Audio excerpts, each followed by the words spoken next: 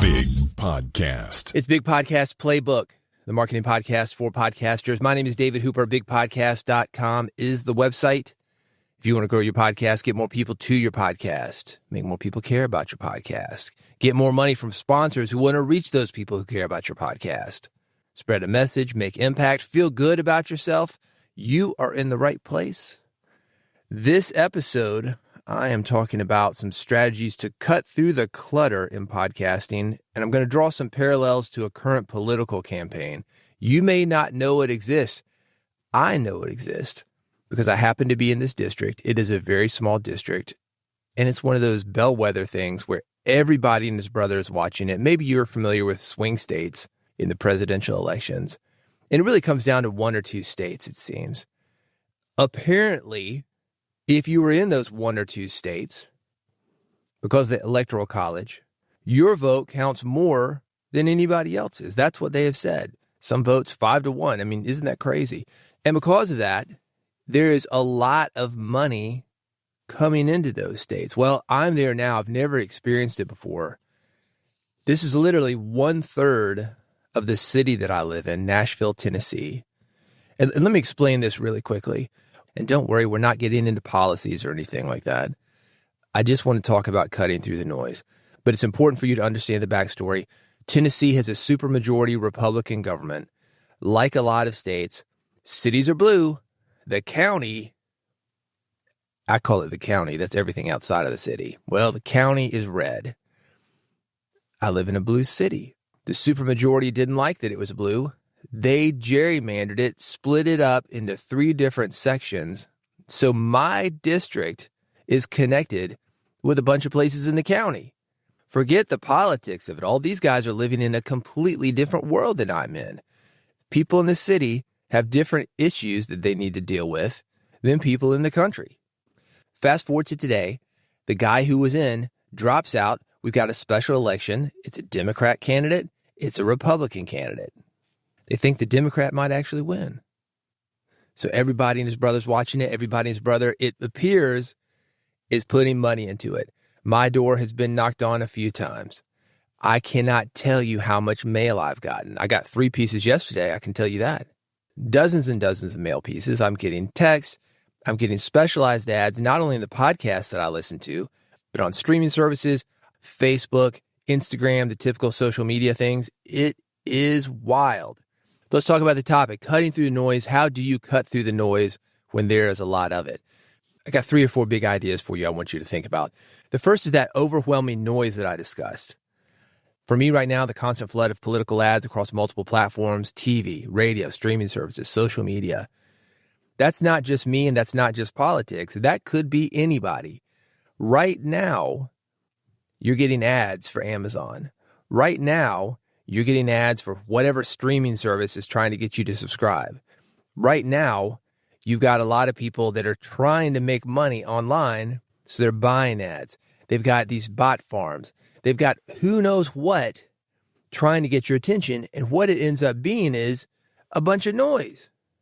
Yes, we can target people. Yes, we kind of have an idea of who would like our stuff, but for most people, this ends up being an arms race. When's the last time you signed up for a mailing list and got hammered with email every day? Here's the deal. Here's the deal. Here's the deal. Buy this, buy this, buy this. Even our podcast, let's say you got a daily podcast, that is noise to a lot of people. People cannot consume the level of stuff that we are releasing. There's more noise than ever. If you've listened for a while, you know about my work in the music industry, and I've talked to multiple distributors that are doing thousands of album releases per day. These aren't labels. That is multiple companies, each of them thousands of albums per day, going to streaming services like Spotify or SoundCloud, YouTube. How do you keep up? How do you break through that noise? We're going to get to that. That's the second idea that I wanted to talk about, grassroots strategies in action.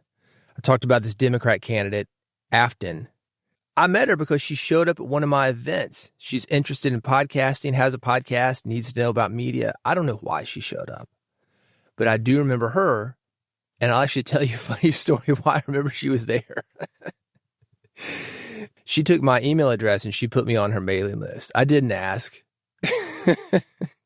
She's hammering me with her messages. She had a political office before the one that she's running for. Anyway, had to get off that list.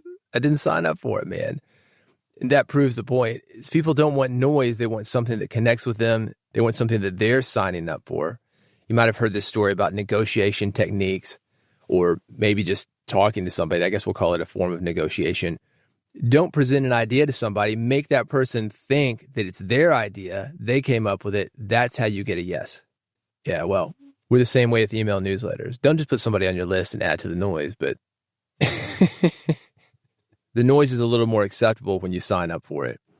Funny story, I was working on a documentary with over-the-road truckers, and I was in a truck stop. This is, 2 or 3 weeks ago.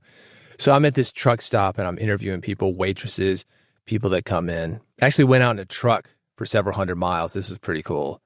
Deep in the trenches of trucking for this thing. And I'm talking to somebody. This is a waitress who is at the truck stop. So there's a guy that, I don't know, he must have had some mechanical problems or something. But these guys park overnight at the truck stop. His truck's on fire in the back, in the trailer, not the tractor, not the cab. So she goes out and she's begging on the door. Boom, boom, boom. Man, you got to wake up. You got to wake up. He's like, what are you doing? These guys are trying to sleep because they've been on the road all night, on the road all day, whatever. They're sleeping at the truck stop. You got to get up. You got to get up. You got to get up. He's like, what? He doesn't want her there at all. He's yelling at her. She's yelling at him. They're not communicating very well. The moment she finally communicated that his truck was on fire, she goes from annoying to helpful. And that's one of the things for you to think about when it comes to your marketing. You don't want to be annoying. You want to be helpful. One of the ways to be helpful is to have somebody invite you in. Let's get to that next big idea, because this talks about how to do that. This is actually how I met Afton, even though I didn't remember her till she put me on her mailing list.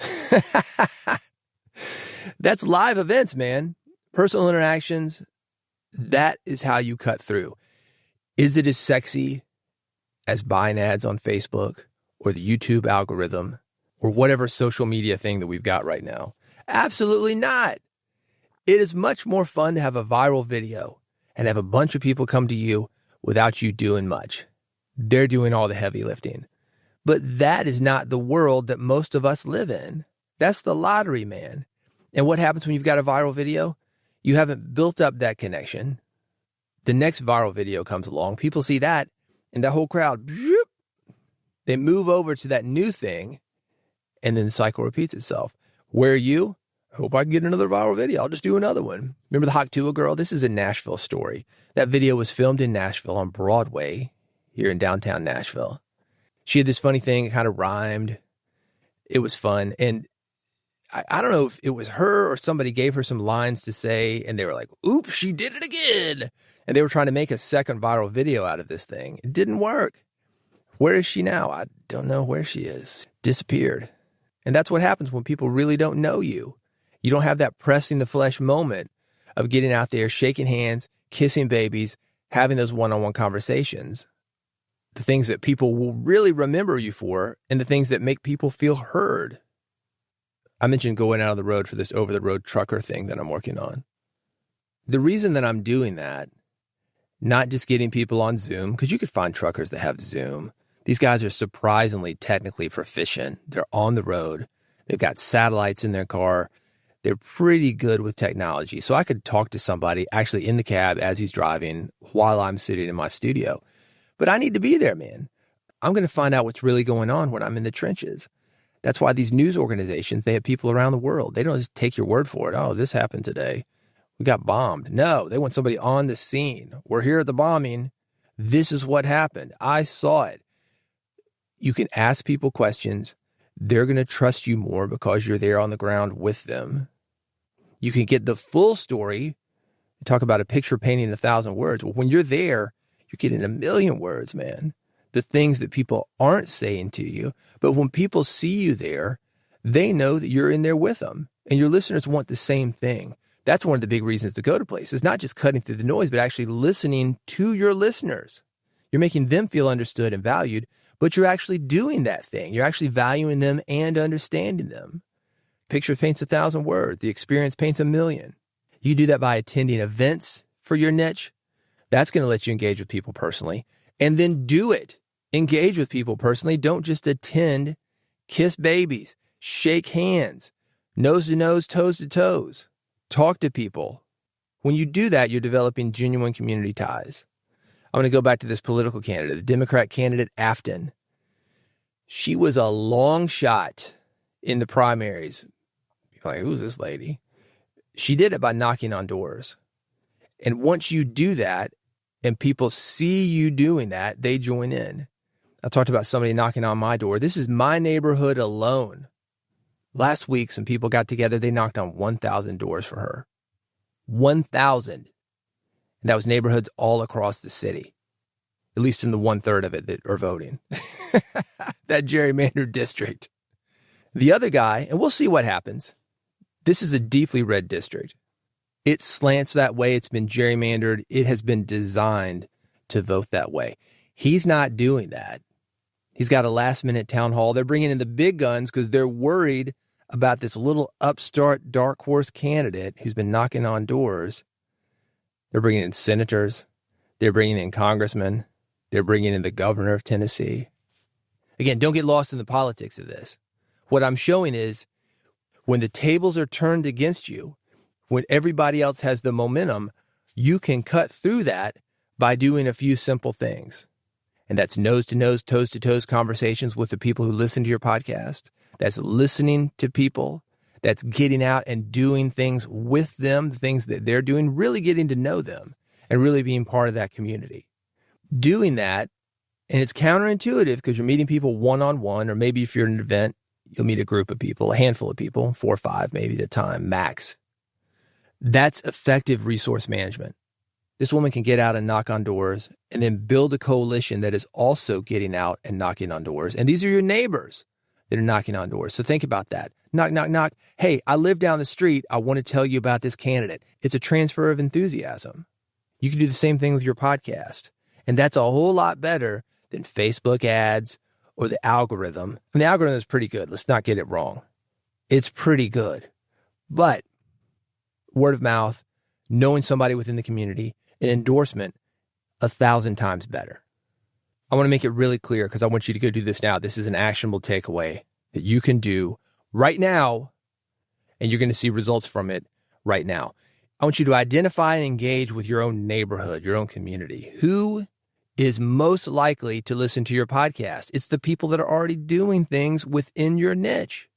Got a fitness podcast? It's the people at the gym. It's the people at GNC or wherever fitness people hang out.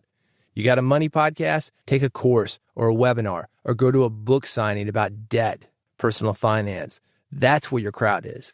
Meetup.com has local meetups. If you want to do a listener survey, that's a great way to break the ice. Take a survey, then bring it over to an extended conversation. Hey, I noticed you said this. Why did you say this?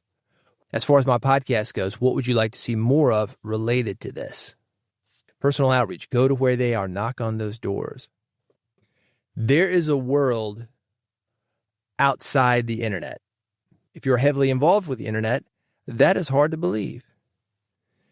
But I guarantee you, if you step away from the internet, step away from LinkedIn, Instagram, Facebook, wherever you're hanging out, take a few days off. Come back to it. You will see how much of it is hype, how much of it isn't connecting. When you compare that to the few days off that you took to go actually connect with people. That's what builds the genuine relationships. It's hard not to vote for somebody when a passionate neighbor comes to your door and is excited about that person, or when the candidate herself or himself comes to your door and says, I promise to do this. Or maybe more importantly, listens to you, gets a feeling for what you want. That's what you're doing for your listeners when you do this. So take the next step, get yourself a grassroots strategy, sign up for a meetup. If you're isolated, you're in the county, go to a webinar, hopefully something interactive you can get engaged with. If not, go to something in person, go to book signings, go to talks, go to events. This is how you build a podcast. Is it sexy? No, it's not sexy. It's a grind, man. That's why the biggest podcasts are the ones that you don't even know about. Yeah, they're huge podcasts that are online. And you see guys on LinkedIn, or you see them on Facebook, or you see them on whatever social media they use. I've got a bajillion listeners, blah, blah, blah. And then something comes up and it starts making news online. You say, where did that come from? It came from somebody doing what I am telling you. And there are plenty of those guys that you never hear about, but they're making money, man. They've got community. They've got those one-on-one interactions between listeners where they're doing what I'm talking about, because that's what you're building to. It's not going to be you forever. Think about Afton knocking on those doors. She's doing it. She's doing it. She's doing it. Boom. People start getting behind her, and it happens quickly. People want to win, man. And once they feel like you can win, they're going to jump in. On the flip side of that, like the Haktua girl, they think you're on your way out. They're pretty quick to jump ship unless you built that community with them, that relationship, the in the trenches stuff that I'm talking about. So think about it. If you need help, this is how to get it from me. BigPodcast.com/AMP. That's BigPodcast.com/AMP. That stands for Audio Monetization Program. I do this day in and day out. Talk about in the trenches. For the last 20 years, I've produced a syndicated broadcast show. For the last 20 years, I've done thousands of podcast episodes. Right now, I'm currently producing a daily show for SiriusXM satellite radio. I'm up every morning at 4:15 a.m. I am in the trenches. There are a lot of people who can tell you how to plug in this or turn up that, but when it comes to actually connecting with people, I'm among the best. I'm not the best, but there are very few people who are better at it than I am. So if you need help with that, bigpodcast.com/AMP. That's bigpodcast.com/AMP. And if you want to subscribe to this podcast, and you do, because this is what we do here, we build audiences, specifically your audience, helping you get out into the world, build something that spreads a message, makes you money, and feels good. When you get behind the mic, you feel powerful because you know that your voice is changing lives. That's you, or it could be. So let's continue to talk about it. You can do that at bigpodcast.com/subscribe. That will let you subscribe with just one click. If you're on an iPhone, an Android, or you need an RSS feed, I got them all there for you. Bigpodcast.com/subscribe. Thank you for listening to Big Podcast Playbook. I'll be back soon with another episode talking about growing your audience, getting more people to your podcast, and making more money with your podcast. Bigpodcast.com/subscribe. Go there now before you forget, and I'll see you on the next one.